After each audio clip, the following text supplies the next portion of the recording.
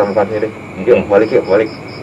Nah pas kita balik badan, aku diginiin, mas mau makan apa? Gratis, mau ambil apa aja boleh.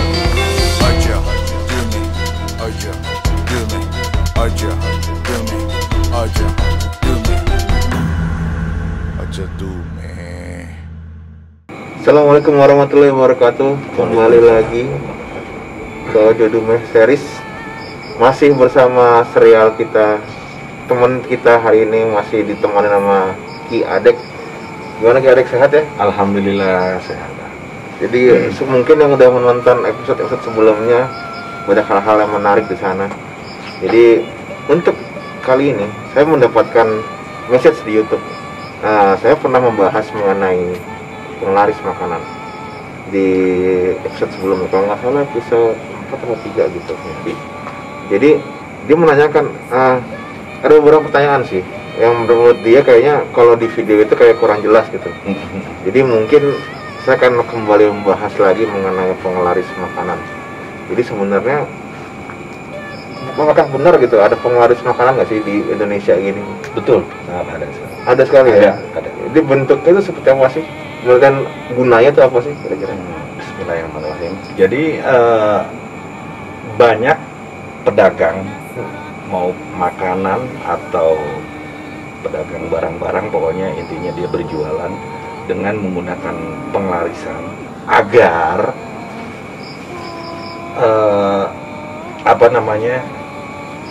cepat laku gitu, cepat laris dari pesaing-pesaingnya kanan kiri dia yang paling laris.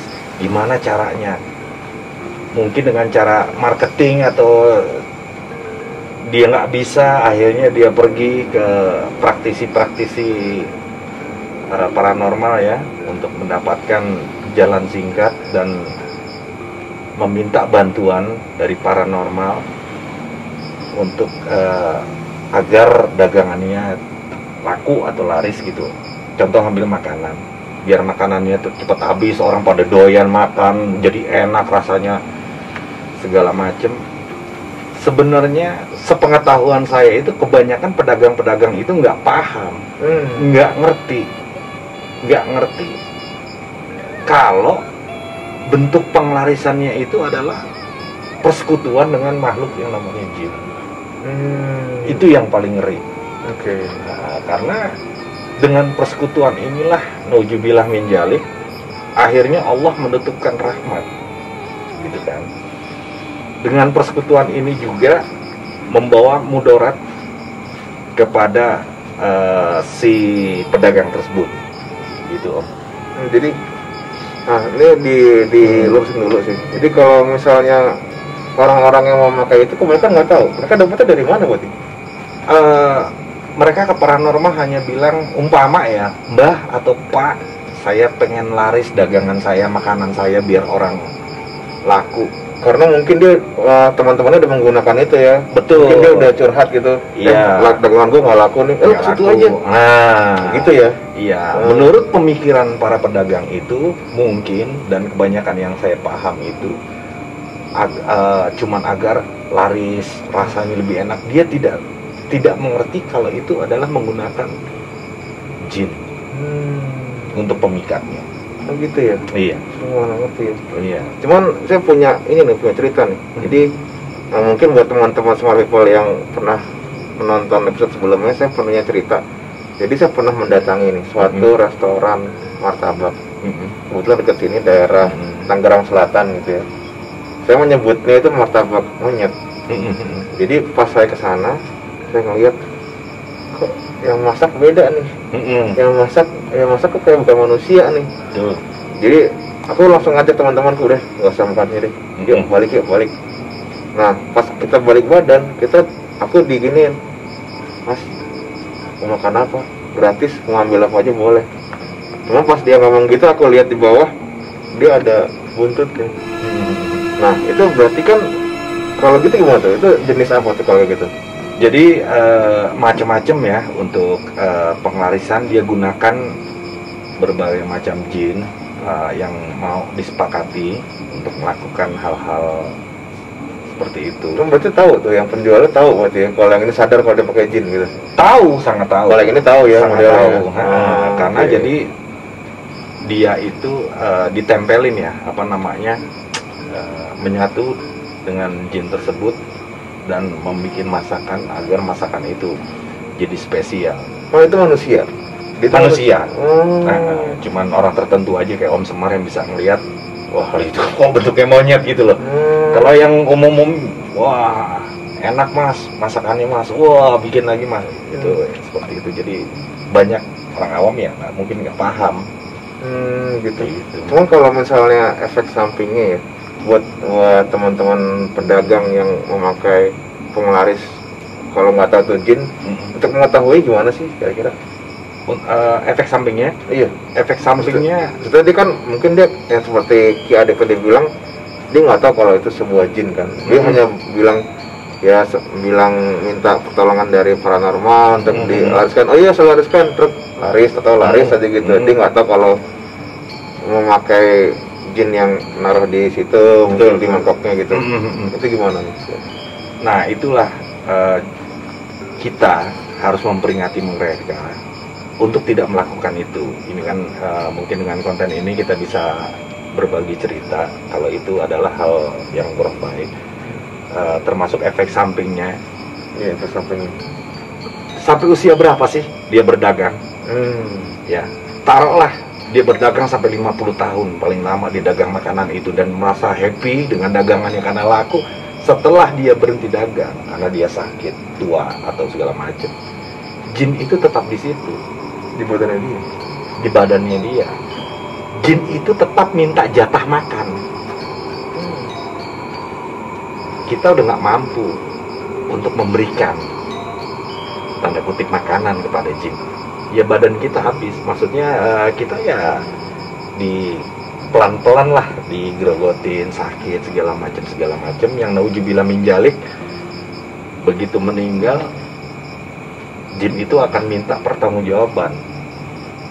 Dulu waktu hidup kamu nyuruh saya, sekarang kamu ikut saya untuk saya suruh. Naujubillah min dzalik. Sampai hal seperti itu. Itu sampai di istilah kata dia tuh dikasih pur dulu ya. Betul. 10 tahun, oke, kaya, apa kaya, kasih terus, kita lihat aja nih sampai kapan gitu. Betul. Setelah itu baru diminta balik. Sebenarnya kalau jin itu sendiri, dia minta baliknya gimana sih? Minta baliknya? Kalau yang saat dia masih melakukan itu, mungkin dia mampu untuk umpama ya, memberikan kembang, menyankah, minyakkah, doa-doakah, dia masih mampu.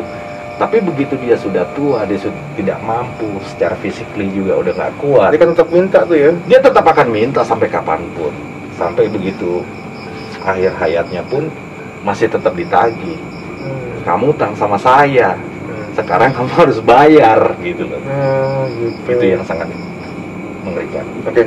Kalau misalnya di episode sebelumnya saya sempat menjelaskan kalau misalnya yang saya lihat adalah jin-jinnya itu kebanyakan berbentuk kecil dan selalu bermain di kuah.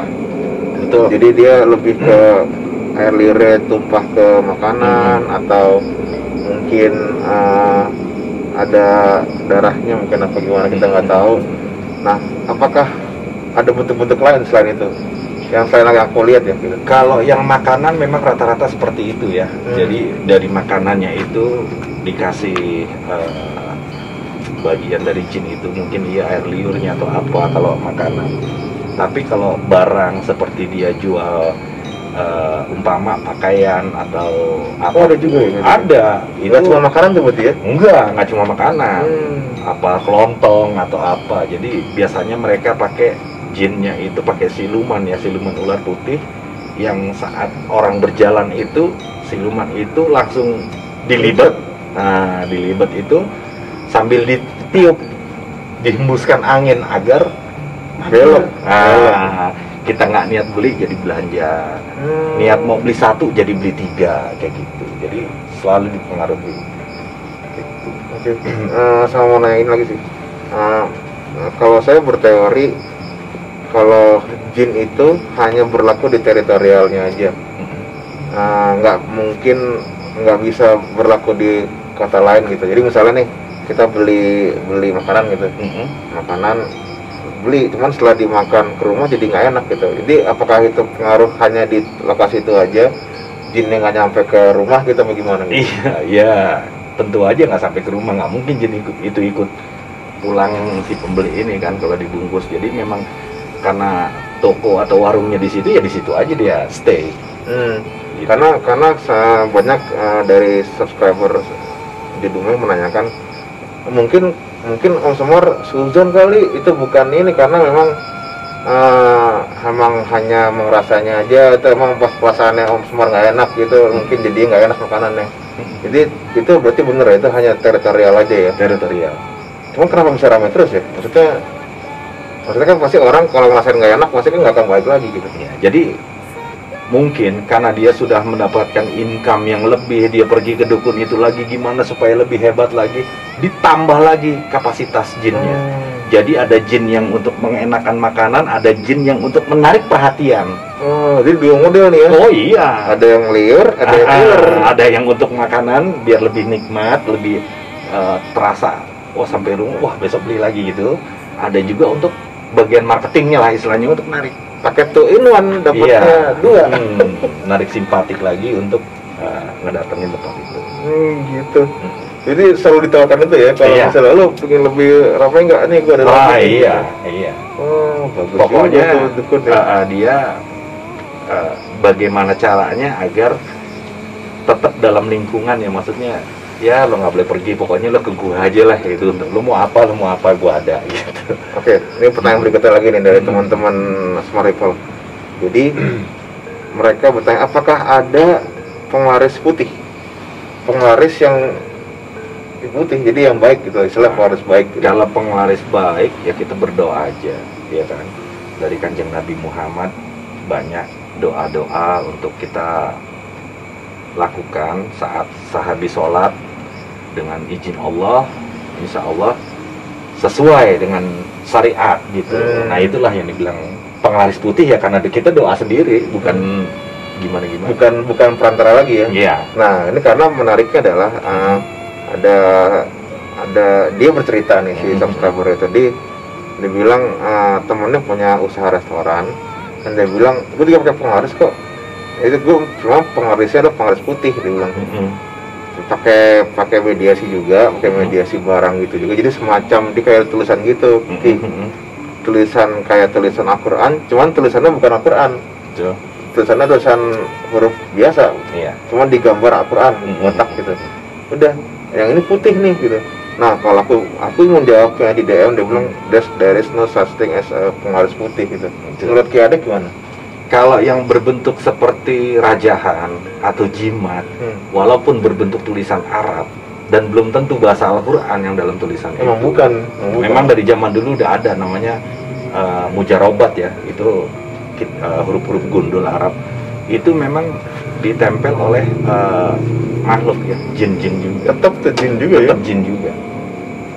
Tentu gitu baik gak jinnya? Ya namanya sebaik-baiknya jin adalah seburuk-buruknya manusia.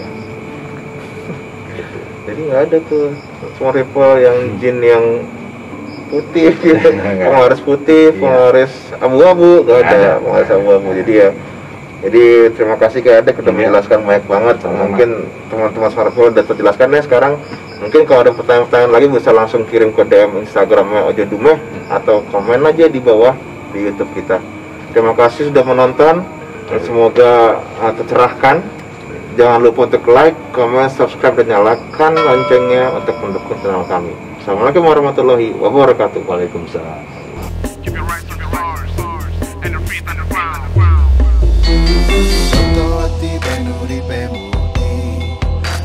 Lihat penora kualat, noto rasa penora ciloko, noto pola penora salah. Aja do me, aja do me, aja do me, aja do me, aja do me.